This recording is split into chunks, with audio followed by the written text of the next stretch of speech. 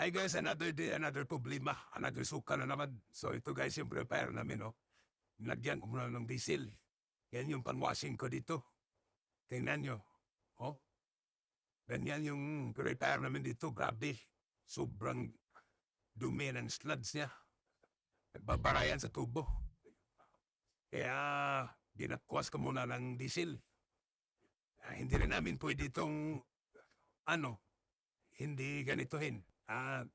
Kailangan tanggalin muna sa nakakonekta na tubo kasi pagbabara din, ganun din. Paulit-ulit. Baklasin mo na naman. Kaya but the meantime, yan yung solusyon namin na ginawa. Yan o. Ang dami talagang buti yan sa pangalawang lasing. Medyo na siya. Tubig-tubig na.